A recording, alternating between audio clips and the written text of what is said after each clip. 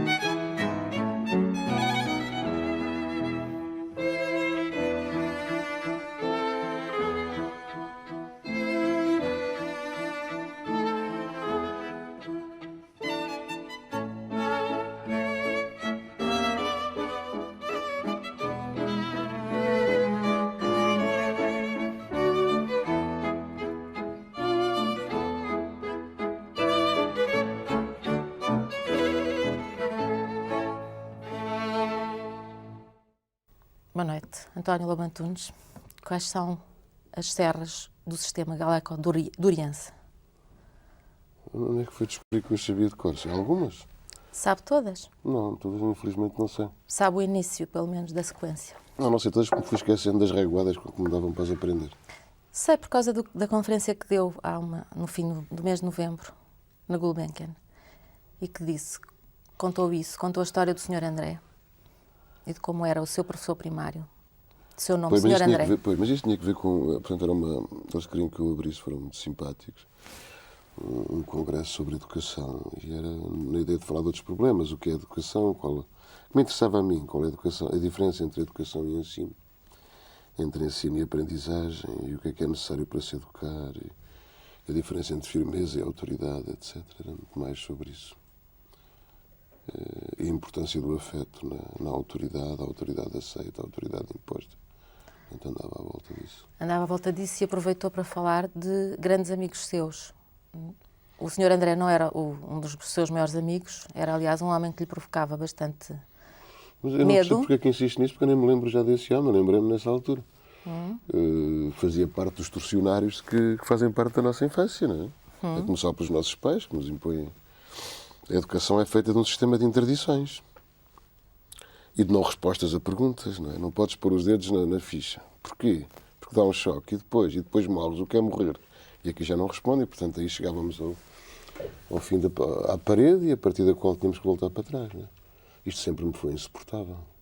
Portanto, eu construí toda a minha vida, desde que tenho consciência de mim mesmo, contra isto. De qualquer modo, nessa mesma conferência, eu estava a dizer-lhe que falou de grandes amigos seus, um deles, um homem ao lado do qual enfrentou a morte, já que estava a falar da morte. É uma palavra muito grande. Não, isto vinha a propósito ainda da... Enfrentou a morte, estou a falar do Coronel Melo Antunes. Sim, isto tinha que ver com o problema da autoridade. Foi apenas por isso que invoquei, porque a companhia dele era a que tinha menos baixas, porque era aquela onde havia mais autoridade, não sei. Não faz muito sentido para as pessoas hoje em dia, mas obrigarem os militares, oficiais, sargentos, em plena mata, a pôr a farda número 2 com gravata para jantar, a mim na altura soava-me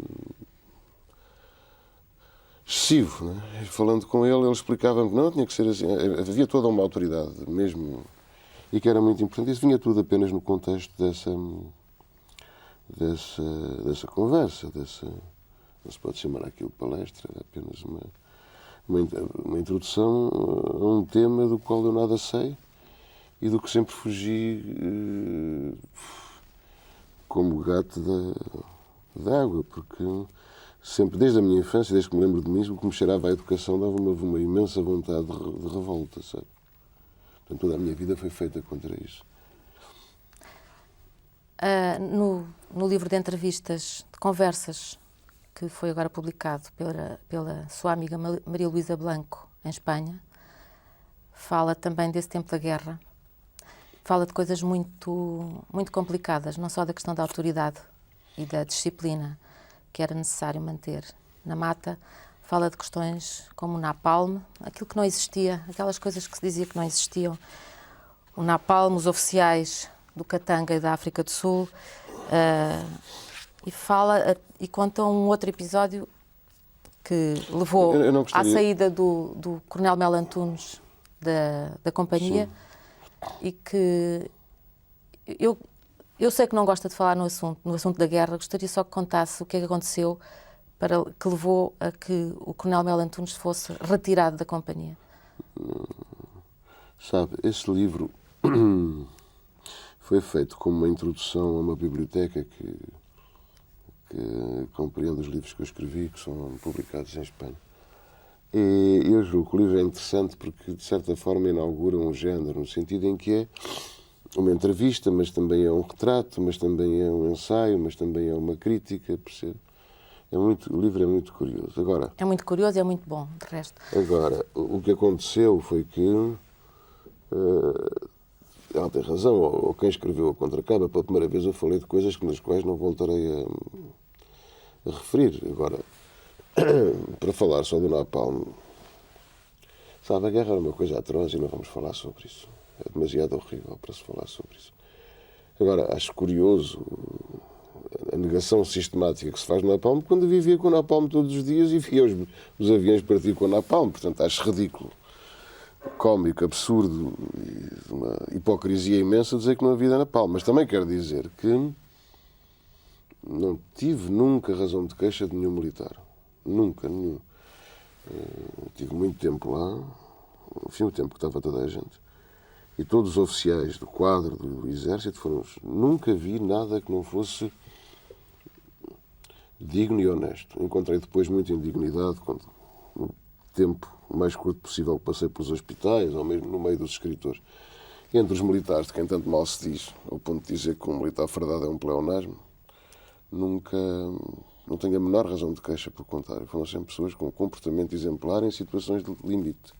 Isso julgo ser muito mais importante. É óbvio que depois, num livro desta natureza, ela tenta compreender um pouco as raízes do trabalho literário. Portanto, é natural que se possa falar de outras coisas, que não me parece... Já podemos falar de outras coisas. Não vai querer contar a história do porque é que o Coronel Melo Antunes foi afastado da companhia? Não, são coisas demasiado íntimas e que me pergunto se deveria sequer ter falado nelas. Sempre mantive uma grande... Aliás, ela fala nisso no livro. Falo muito pouco de mim mesmo, da minha vida, de acontecimentos privados, e isso, para mim, são coisas muito privadas, obviamente. E que me provocaram sofrimento, obviamente, que me transformaram, que mudaram a pessoa que eu era, mas às quais não gostaria de voltar, porque, sabe, isto dito assim, num estúdio de televisão, parece uma história de fadas. Sabe? Eu uma vez vi um filme do Manuel de Oliveira, que é um filme passado em África, onde há pelo menos uma parte passada em África, num vanglória de matar. Eu estava a dar uma entrevista na televisão francesa.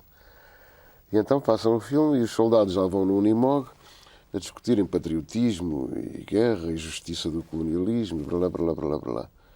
E aquilo era uma treta, porque quando a Ana estava na guerra, fossem qual fossem as suas opções, opiniões, desejos, ideias, a única coisa que queria era chegar ao dia seguinte, percebe? É profundamente idiota, falso, para as pessoas no Unimog, na mata, numa situação de combate, a dissertarem cheias de fundamento ou sem ele, sobre o colonialismo, a guerra colonial, o fascismo, por aí fora. Nada disso existe. O que existe numa guerra, em qualquer... Pelo menos só conheço aquela, mas falando com pessoas que estiveram noutras, é o duro desejo de chegar ao dia seguinte. Não existe mais nada. Mesmo em pessoas que eram abertamente contra ela, como era o caso do Ernesto Melo Antunes, que foi naquela companhia em que eu fui, como de castigo, por ter sido candidato único oficial. Que foi candidato pela CDU, na altura, acho eu, não é? CDE. CDE. Às eleições, foi um lápis que ele não teria gostado. Às eleições de 69. Portanto, ele falava na guerra antes, mas nunca durante. A partir da altura em que lá chegámos e perdemos o primeiro rapaz, nunca mais. Até voltarmos, nunca mais falou nisso. Apenas queria chegar ao dia seguinte. E mesmo depois nunca voltaram? Nas vossas conversas não falavam sobre a questão da guerra, não é? Não, nós voltámos e quase imediatamente começa a preparação do 25 de Abril. Foi uma época muito exaltante, porque exaltante e não... Havia sentimentos contraditórios, porque eu acompanhava, ficámos, como a Ana sabe, com uma relação muito estreita, que se prolongou até a morte dele. Acompanhava não só as fases de exaltação, como as de desânimo. Foi um processo com muitos avanços, com muitos recuos, etc., em que as fases de grande entusiasmo alternavam com as fases de desesperança e quase de vontade de desistir. Num homem que era um homem muito complexo. Muito complexo. Bom, e portanto isso foi muito exaltante até à Revolução. E depois o desencanto posterior à Revolução, não é? Porque aquilo que ele disse depois do 25 de Abril foi sempre o que tinha dito antes, desde a altura em que o conhecia, ainda a formação do batalhão. Foi um homem que nunca mudou o discurso. O que pode ser não é necessariamente uma virtude. Há pessoas que não mudam o discurso, o que as torna lamentáveis, não é? Mas ele, as linhas gerais, manteve sempre, do ponto de vista político, manteve sempre mais ou menos aquilo que desde o primeiro dia lhe conhecia. Depois foi o profundo desencanto em relação ao que se passou. E, ao mesmo tempo, a descrição com que ele se afastou. Vamos então falar de outro militar que foi importante na sua vida, que foi o seu avô, do qual herdou, já agora, deixe-me ver, o seu anel. Esse anel que tem, lindíssimo. E que é o homem fundador da sua vida, da sua maneira de ser? Fundador da minha vida fui eu. Não, este anel era do trisavô dele e foi sempre passando de filho em filho. Eu não gosto de usar anéis, mas uso por amor dele. Era também militar? Foi a pessoa, sim, era militar e tinha muito orgulho em o ser. Militar de cavalaria? Sim, como os meus dois avós eram militares de carreira. Eram os dois militares. Mas foi, sem dúvida, o homem mais importante da minha vida, não é? Sem dúvida, da minha formação. Porque era um homem, sabe, agarrar numa criança de 7 anos e andar a passeá-la pela Europa até Pádua. Isto é muito raro, eu tive essa sorte, porque a minha relação com os meus pais nunca foi muito boa. Não lhes devo muito. Não lhes devo muito. As pessoas a quem eu devo é sobretudo a ele, durante a infância. A família era uma família unida, tinha pessoas de que eu gostava muito. Mas eu tinha uma infância muito solitária, não é? Apesar de ter muitos irmãos, brincava sozinho, estava sozinho. Nunca fui muito sociável, como continuo a não ser. Mas lembra-se muito das das brincadeiras de infância, aparecem muito nos seus livros, brincadeiras de infância, no anterior, não neste último publicou, no Não Entres Tão Depressa Nessa Noite Escura, aparecem várias brincadeiras como a língua dos pés, por exemplo. Isto não são minhas, são das personagens dos livros, sabem? Porque o problema... Neste tem uma das... Na altura provavelmente não era brincadeira. Eu por acaso tive um prato chinês, mas a certa altura diz que a vida do Paulo, do protagonista do livro, é como se fosse aquele número artístico do circo dos chineses, dos pratos que estão sempre em equilíbrio e que o artista vai andando de um lado para o outro para manter sempre os pratos em equilíbrio. No fundo, também é isso que o António faz, sobretudo nestes últimos livros, em que tem, ao mesmo tempo, várias histórias que se vão desenvolvendo. Não. Eu julgo que é um dos equívocos fundamentais. Passou-se muito tempo em relação a mim. É que todos nós temos uma chave mestra com a qual abrimos a vida e os livros. Para me ler a mim, não tenho que abrir o livro com a minha chave. Está a ver? Ou seja, eu não quero nem que me compreendam, nem que me discutam. Quero que apanhem os livros como quem apanha uma febre. Não com esta gripe que eu estou agora. Com essa gripe é um bocado desagradável. Não? Esta não me está a dar febre agora. Quero que apanhem os livros, até porque eu saio dos livros como quem sai de uma doença, sabe? Uma vez acabado o livro é como convalescer de uma doença, é complicado. E depois disso, então, uma segunda leitura, o que é que os leitores, de maneira geral, pedem? Pedem livros curtos, pequenos, e que venham de encontro àquilo que eles imaginam, que eles desejam, que querem. Como a televisão faz, os programas, de maneira geral. E, portanto, se lhes dá livros grandes, que é uma maçada porque não há muito tempo, nem muita paciência, e livros que a pessoa não pode abrir com a sua chave, mas tem que abrir com a chave do próprio livro, nem sequer com a minha, isso obriga a um esforço participativo e criativo da parte do leitor. De outra maneira, não vale a pena escrever. Quer dizer, repara, a Ana vai agora às livrarias. Se a Ana vir os livros que os livreiros e os livreiros limitam-se a vender, impingem para o Natal, é uma coisa incrível, da ausência de qualidade. Portanto, os editores, como é que eu ia dizer? Para mim, o editor pressupõe um critério. E o que a Ana vê é que as pessoas deitam para o mercado um lixo a preço acessível. Bom, agora, a literatura não tem nada a ver com isso. Não tem nada a ver com isso. A literatura é uma exigência e é uma salvação. Não tem nada, não passa por isso. Portanto, eu não quero que leiam os meus livros como quem lê uma intriga, uma história. Não tem nada a ver com isso. Os livros são. As personagens funcionam como símbolos de sentimentos íntimos. Não sei se estou a ser claro. É por isso que eu falava dos pratos que estão sempre em equilíbrio instável. Todas as pessoas que passam por este livro, Que farei quando tudo arde, têm um equilíbrio instável e andam sempre à procura do que é que elas são. São pessoas que procuram o que é que eu sou, o que é que eu faço. Até aparece lá, por acaso, um médico que acaba de fazer 58 anos em setembro. Não estou a fazer nenhuma... Não é uma brincadeira. Aparece lá. Aparece neste livro. Eu nunca pensaria que estivesse. De qualquer modo, este livro, muito mais do que um livro sobre travestis, é um livro sobre pessoas. É assim que eu leio, não sei se é a sua chave, é a minha, eu não tenho acesso à sua chave. E os leitores geralmente não têm acesso à chave do escritor. Eu estava a tentar explicar. O livro vem com a chave. Quando a Ana traz o livro, traz a chave do livro também, está lá, percebe? Agora, um livro não tem... Como é que eu ia dizer? Um livro não conta, não explica. Um livro é, e tem de ser tomado como tal. Não sei se estou a ser claro. Sim. Da maneira que um quadro é. Não vale a pena a gente estar a dizer as meninas, blá, blá, blá, blá. É aquilo que ali está. Tudo aquilo que a Ana tem que fazer é funcionar como um arrombador de cofre. Quer dizer, andar a rodar aquela coisinha até ouvir o clique e as coisas abrem-se. O problema é apenas uma questão de ouvido e de sensibilidade. Um livro é. Não conta, não explica, não exprime. É. Percebe? É. Sempre me espantar. Quando eu era adolescente, nos cineclubes, as pessoas diziam: vamos discutir um filme. Isto a mim sempre me fez a maior confusão.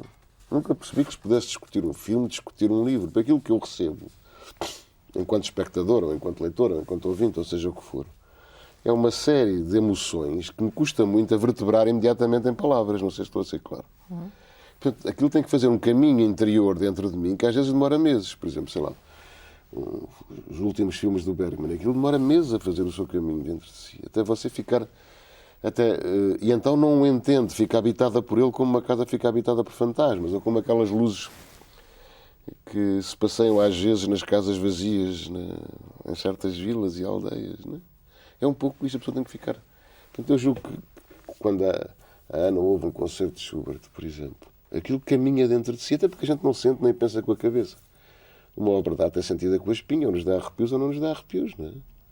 A novo Mozart, a Schubert, e sente aquilo.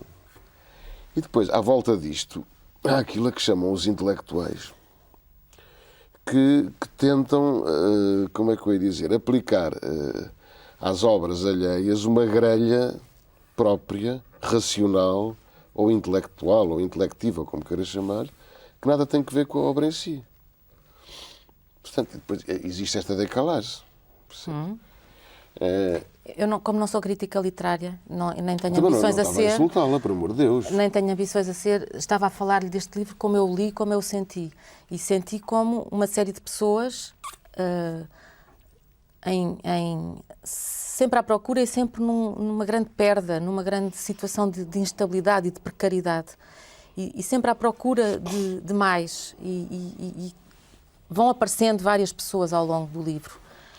Algumas muito... de quem nós gostamos imediatamente, como uma Dona Aurorinha, que aparece poucas vezes, mas aparece. Outras de quem temos mais dificuldade de gostar, mas que acabamos por gostar, porque são sempre pessoas que vivem numa precariedade muito grande, em termos emocionais, em termos... Se voltar a ler o livro parece-lhe diferente. Acha que vou encontrar mais humor? Eu encontrei humor eu não sei aqui. O que é que Encontrei no sótão. Um Deus que dirige o mundo do sótão, acho, tem várias... Eu não leio um livro para encontrar nada. Quando leio um livro não vou à procura de nada, a não ser de prazer. Pode não ir à procura de E a nada e não ser, encontrar. e a não ser de uma... O que eu procuro num livro, enquanto leitor, são várias coisas. Por Que um é que lado, procura? prazer acima de tudo. Por outro lado, uma possibilidade de me conhecer melhor a mim mesmo. Uma possibilidade de conhecer melhor a mim. Agora, quando os livros que eu gosto, a cada leitura são diferentes. Por exemplo, sei lá, estamos a falar do Bergman. O Bergman, visto agora com a idade que eu tenho, é completamente diferente do Bergman que eu vi há 20 ou 30 anos. Consegue continuar a Porque ver? eu já vivi, talvez, outras coisas, de forma a ele estar mais... Sinto muito mais próximo dele e, muito mais, e comove muito mais. Eu, quando tinha 20 anos ou 18 anos, aborrecia-me imenso aqueles filmes, porque, obviamente, não estava... Porque, sabe, para se ler é preciso viver, porque não ler um livro está a escrevê-lo. Depois pode aceitá-lo ou rejeitá-lo. Mas está a escrevê-lo, porque o livro é suficientemente poroso para a gente escrever o nosso livro, não é? Agora, a cada leitura tem que ser diferente. É engraçado falar-me nesses termos no livro, porque eu vivi com ele, sei lá, 1 ano e tal, não é? Todos os dias, e para mim era uma... Já me tinha esquecido que escrever é muito difícil e que as palavras são puxadas. E tudo é feito com uma dificuldade. Escrever é muito difícil. Acho tão engraçado as pessoas dizerem: eu cá escrevo para mim. Porque é muito difícil escrever. É muito difícil porque a Ana está a tentar falar de coisas que nada têm a ver com as palavras, que são anteriores a elas. Não é? E, portanto, o mais que pode fazer é sitiar, cercar as palavras, cercar as emoções com palavras. Nunca... A distância entre a intensidade com que nós sentimos as emoções da nossa vida e os resultados que conseguimos exprimir através de palavras, a distância é sempre enorme. E é muito insatisfatório essa distância. Então, todo o trabalho. Porque difícil não é escrever, o difícil é corrigir. O difícil não é escrever, é corrigir? Claro, porque só através das sucessivas correções Porque e faz ajustamentos primeiro... pode diminuir essa distância entre a emoção e aquilo que fica... O problema é que uma pessoa não aprende, sabe? Porque esse livro deu-me tanto trabalho que eu devia ter pensado nisto antes de me meter noutro. Não é? Mas já se meteu noutro? Claro, claro. Talvez porque a gente tenha tendência a esquecer o... E também porque eu julgo que comecei a escrever por motivos muito concretos, mas depois isto é como uma droga dura. E a Ana não concebe a sua vida sem isto e torna-se não só a sua razão de viver, à qual acaba por sacrificar tudo, mas também a sua salvação. Obviamente que eu comecei a escrever porque a realidade à minha volta, com 5, 6, 7 anos, me era insuportável. Os primeiros livros... estamos a falar da realidade à sua volta quando era pequeno e quando começou a escrever, não nos primeiros livros que publicou. Não, até porque os meus livros publicados os primeiros livros publicados serão com uma grande decalagem em relação ao tempo em que foram escritos. Não é? Com quanto tempo de decalagem? É difícil dizer porque andaram a ser rejeitados pelas editoras porque havia aí. Não? Ninguém queria publicá-los. E houve alguém que arriscou, depois de grande trabalho do seu amigo Daniel Sampaio, que foi quem andou Mas isso teve muito pouco. Agora, de facto, o que é facto é que é muito curioso, não é? Até nisso é exemplar, porque o que as pessoas lhe diziam é que não se faziam romances assim. Mas foi bom, sabe? Porque... No entanto, quando publicou, foi recebido de uma maneira espantosa, esgotou edições. Sim, resta saber se era pelas boas razões, não é? Ou se era porque era um menino muito bonito. Resta saber se era pelas boas razões. Agora... Porquê é que põe essa dúvida agora? Quais são as boas razões? Quais seriam as boas razões? Sabe, o sucesso raramente tem que ver com a qualidade. Por exemplo, há grandes livros que foram imediatamente recebidos de uma maneira entusiástica, como o Tristram Shandy, como o Quixote. Há grandes livros que demoraram, como a Viagem ao Fim da Noite, de Céline. Há grandes livros que demoraram anos a ser reconhecidos. Portanto, não existe uma relação direta entre o sucesso e a qualidade. Mas é melhor desconfiar do sucesso. O Gide insistia que, quando o aplauso era unânime, ele se perguntava o que é que teria feito mal.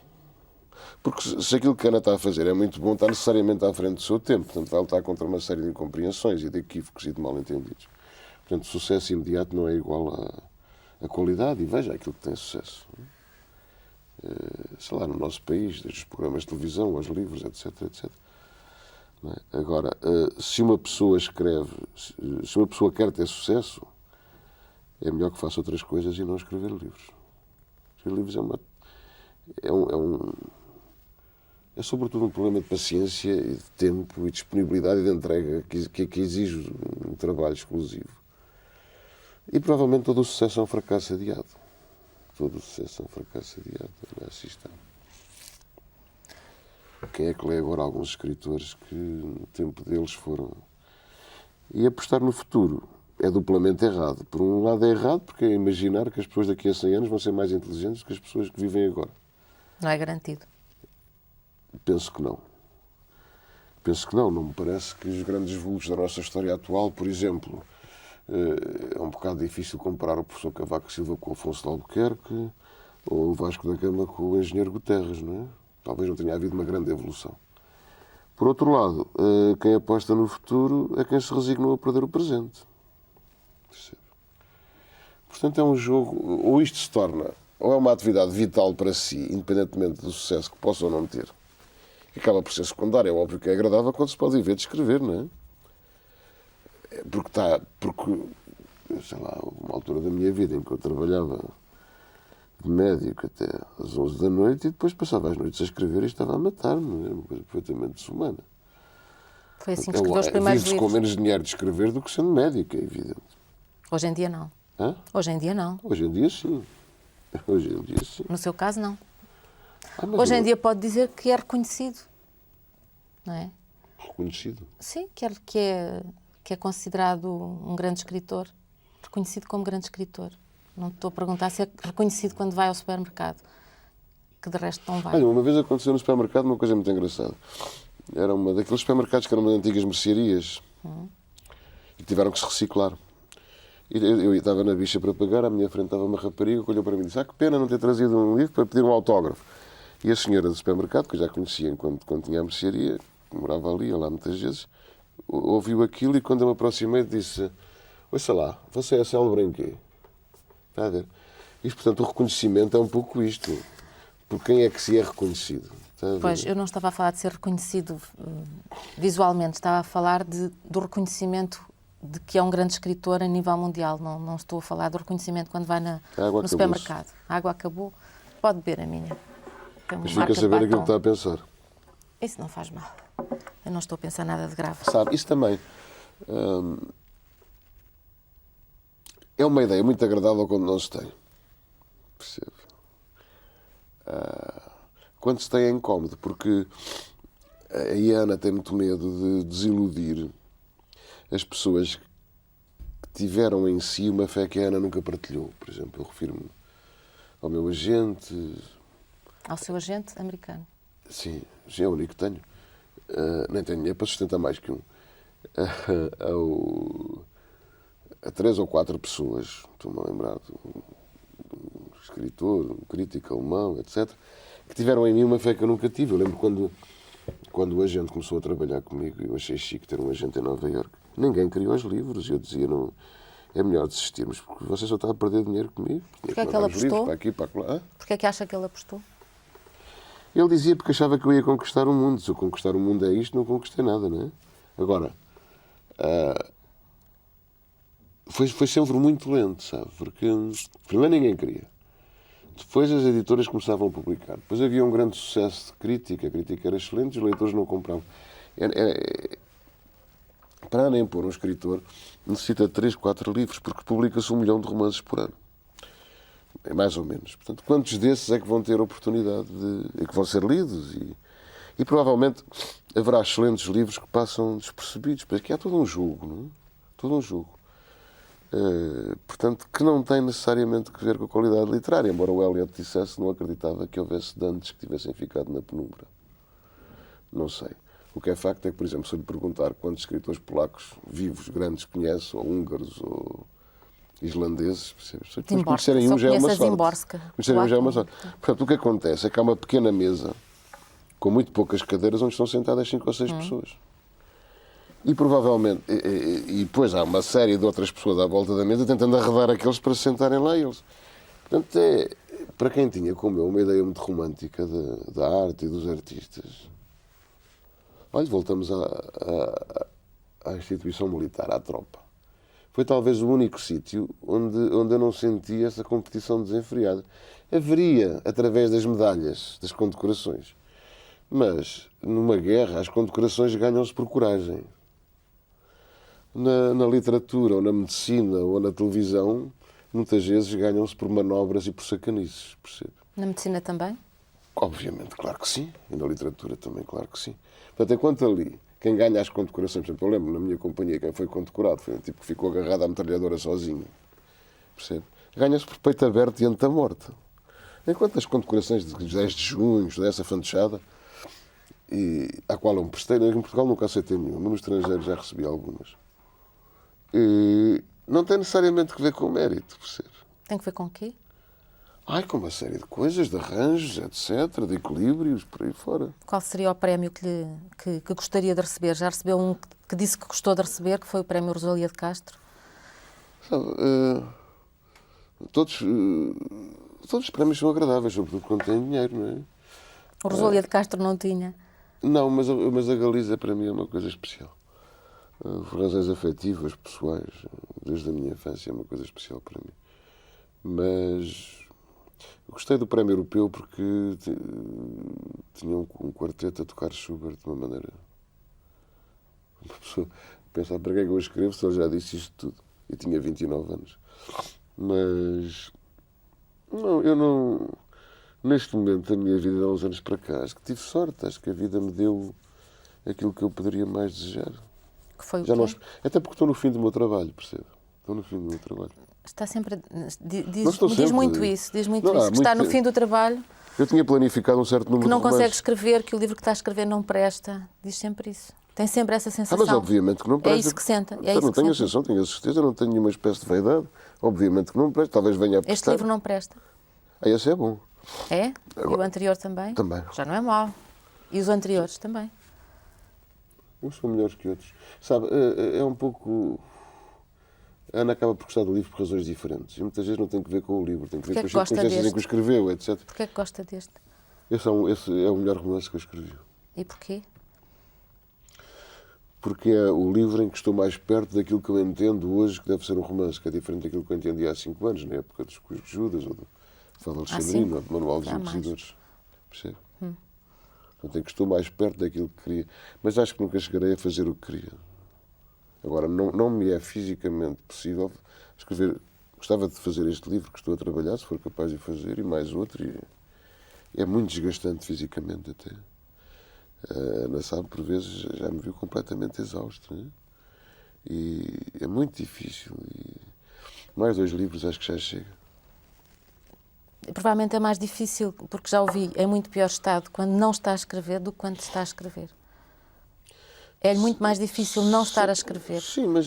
À parte do facto de aproveitar para ler um livro por dia, freneticamente.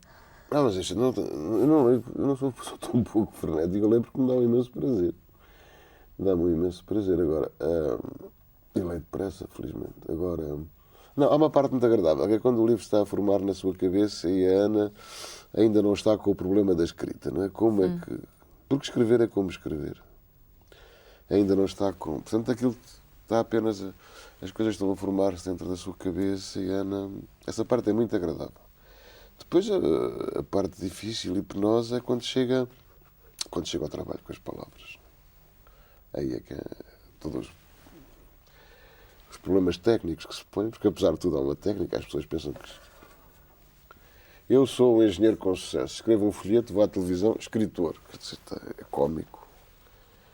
É cómico. Sabe, é dramático, porque neste país há imensos artistas e não há obras de arte. Agora, artistas, os cafés estão cheios, os bares estão cheios. Há obras Os de arte restaurantes estão também. cheios. Eu disse que há mais artistas do que obras de arte. Sim. Mas isto provavelmente é um problema universal. Não deve ser o único país. Hã? Não é o único país, certamente. Não, mas é o meu. E, portanto, interessa-me mais que os outros. E sinto tanto mais meu quando estou longe dele. A certa altura deste livro, Não é? a certa altura deste livro, o Paulo começa a pôr em causa, começam a ser postas em causa as próprias histórias que já foram contadas. Começam os personagens, não és tu que eu quero, não te escolhi a ti, sai daqui, aparece. Isto é uma coisa que não tinha feito nos outros livros, interferir a certa altura na própria história. Vai criando uma história e depois salta De resto, no capítulo anterior, o Paulo tem uma altura em que diz que se chama António, também deve ser por acaso. Claro que é tudo fortuito. E depois começa a dizer, não quero esta personagem, tu não apareceste, tu, fulano, como é que... E começa a dizer, tu já morreste? Não morreste nada, eu não morri. Isto tem que ver com isso que estava a dizer, que é o que se aproxima mais do que é um romance. Já o romance é tão... Já acontece nos anteriores. Agora, é porque a partir de a gente quando começa, por defesa própria, não é? Faz sempre planos muito detalhados. Não é? E não vale a pena, porque os livros são aquilo que eles são organismos vivos. É como a gente crê que um filho tem olhos azuis quando ele tem olhos castanhos, ou vice-versa, não é? Por exemplo, neste que estou a escrever, ainda não sei se o livro se é este ou não. Porque acontece isso todo o tempo. Eu parti com uma determinada ideia. Tudo está a mudar. E as personagens ou as situações estão a pôr constantemente em causa não apenas o livro, como o autor, como o leitor, etc. Tá? Esse permanente pôr em causa, esse desfazer e refazer, novamente desfazer daquilo que as pessoas chamam de realidade, e que eu não sei muito bem o que é. E, portanto, a sobreposição de várias realidades, de vários planos, etc., que é isso que eu julgo que é importante, ou seja, o estar perto da vida. Um pouco como, sabe, eu no fundo escrevo, vê-me agora, ocorreu-me agora, como o Paulo Coelho quis ser enterrado perto de uma maternidade, sabe? Para estar perto do coração da vida, mas o drama é que nunca se está suficientemente próximo. Essa é que é a dificuldade. E, portanto, o que a Ana assiste sobre cada vez mais nos últimos livros é um ferver de todas estas coisas de que como a vida é feita. Na ordem natural das coisas, também é como, a certa altura, também é tudo posto em causa. A história, a não história, o que é a realidade, o que é que não é. Sim, esse foi um livro especial porque foi eu acho que é a partir daí que começa a introduzir essa... Esse é um livro muito especial para mim. Foi o único livro que eu escrevi, porque era deliberadamente uma história de amor, dirigida a uma pessoa de quem eu gostei muito, uma mulher, e que tinha morrido. E parte do livro foi escrito durante a doença dela.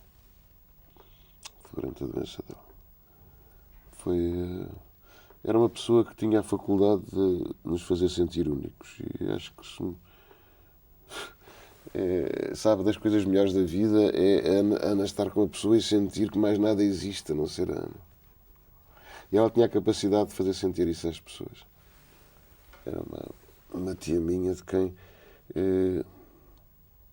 que aliás morre durante o livro e que o António descreve a morte. Ela morreu quando eu estava a acabar o livro, é verdade. Mas foi... Mas no livro a morte dela é sentida como um nascimento. Tem que ver com a maneira como eu olho a morte. A relação com a morte é muito complicada. Porque a gente vê desaparecer pessoas de que gostava muito, é muito duro, porque a morte das pessoas de quem nós gostamos é uma amputação tremenda e é uma falta irreparável. E então corremos o risco de, a certa altura, temos mais mortes do que sangue nas veias, não é? E não só mortes, não me refiro a pessoas mortas, refiro-me a ruínas de sentimentos, de emoções, não é? De projetos falhados, de sonhos que não foram, que vamos deixando atrás de nós, não é? E não nascem outras coisas, como no caso Claro, da morte da sua tia. Claro, como no caso da morte da sua tia, que tem um nascimento. Talvez eu tenha sempre que transfigurar o...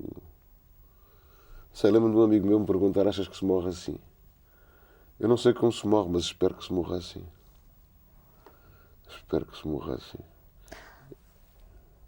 Os seus últimos anos tiveram muitas mortes. Sim, mas também tiveram muitas vidas, apesar de tudo. Não acho que tenha sido especialmente infeliz. De resto, não parece uma pessoa especialmente infeliz. Não, porque estou defendido, nem especialmente feliz, nem infeliz, não é? Também não sei muito bem o que é que quer dizer numa palavra nem outra. Agora, depressões não tenho. Tenho às vezes períodos negros de... para que falar nisto? De desespero ou de indignação. Agora, depressões, não tenho tempo. É um luxo. Não tem tempo porque tem que escrever? Tenho que escrever, não tenho tempo para... Não sou suficientemente rico para me poder deprimir. Mas não escreve para ganhar dinheiro, escreve porque tem que escrever, não é por não ser rico, não é por isso a escrita. Eu estava a usar a palavra rico lato sensu. Não... É preciso uma disponibilidade interior para estarmos deprimidos. Não é? Ocupa muito espaço, e muito tempo, e muito lenço, e muito psiquiatra. Não tenho tempo. No entanto, é uma pessoa que contacta diariamente com doenças mentais. Não contacto nada diariamente. Diariamente porque vai ao Hospital Miguel Bombarda, vai à clínica onde trabalha também. Portanto, diariamente contacta com doenças. Serão doenças? Isso é um outro Isso problema. eu pergunto-lhe, eu já ouvi mover-se, relacionar-se com as pessoas dentro do hospital de uma forma que, de facto, não dá a sensação de que os encare como, pelo menos, como anormais. Tem uma normalidade no contacto com eles que pode parecer estranha para uma pessoa que está de fora, que não está habituada e para a qual é uma estranheza aquele ambiente. Para si não é? Não, para mim seria muito mais estranho estar na Assembleia da República. Presumo que sim, mas isso parece-me bastante estranho para muita gente. Para mim gente. seria profundamente estranho estar na Assembleia da República. Falar com deputados, com secretários de Estado. Sabe, quem são as pessoas que internam nos hospitais? A maior parte das pessoas são internadas por causa como diria a senhora que trabalha em minha casa a fazer a limpeza, derivada à solidão. Sabe? Pois estão muito sozinhas. Não há uma orelha com quem possam falar. Não há espaço para a ternura, não há espaço para se ouvir. E então algumas quebram. E fazem atos que as pessoas acham asociais ou antissociais. Porque, sabe, a ideologia é uma ideologia de produção. Não é? Acabou-se, por mais que os partidos digam o contrário, a ideologia é uma ideologia de produção.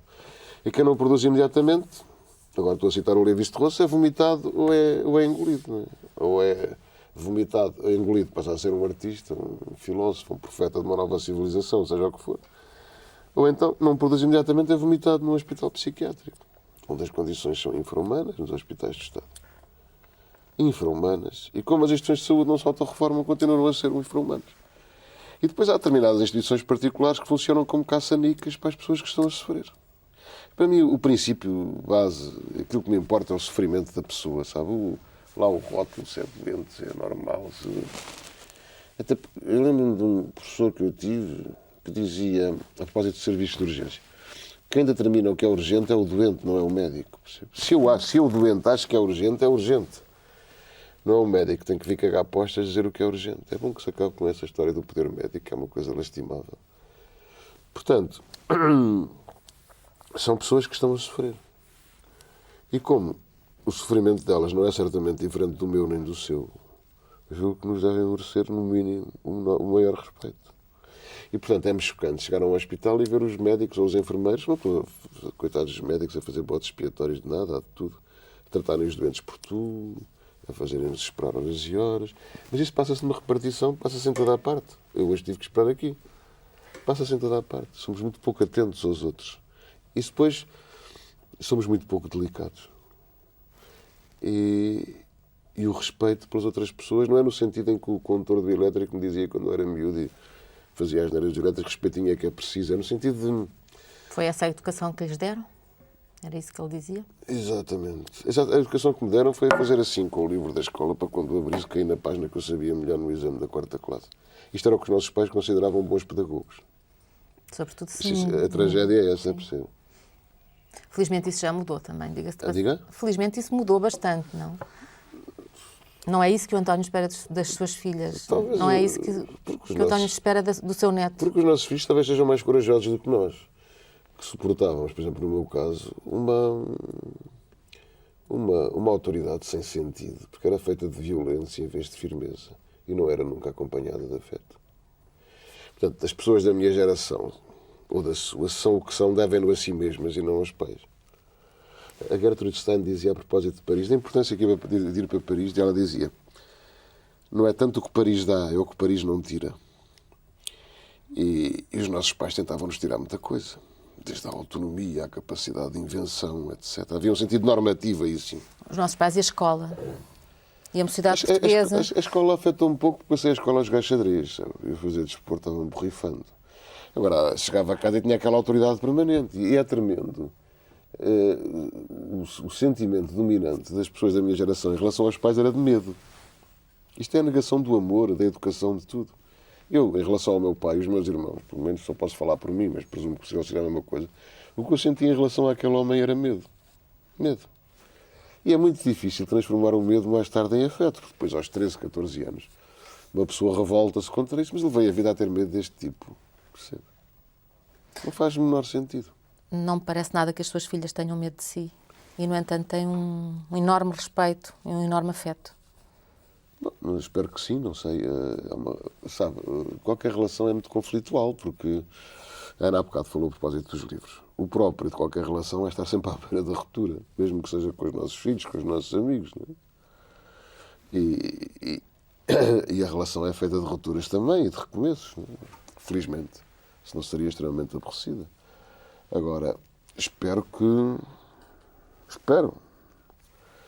as pessoas não tenham que passar por aquilo que na minha geração as pessoas passaram, que era o medo, em que o medo substituía o amor. E portanto, as pessoas acabam por fazer investimentos profissionais, as relações afetivas eram sucessivamente falhadas.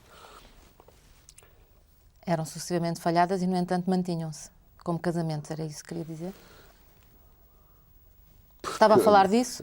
Nas mulheres completamente... Não estava bem, mas também não faz mal. Numa altura em que as mulheres eram completamente escravizadas pelos maridos, em que não trabalhavam nem podiam trabalhar, onde o divórcio era olhado como uma mulher que se divorciava, era uma prostituta quase. Nesta aquela educação cristã, salazarista dos anos 30, 40, isto passava-se assim de facto. Portanto, os casamentos duravam por submissão das mulheres, que não tinham alternativas e eram olhadas como... Felizmente, porque é que aumentam os divórcios?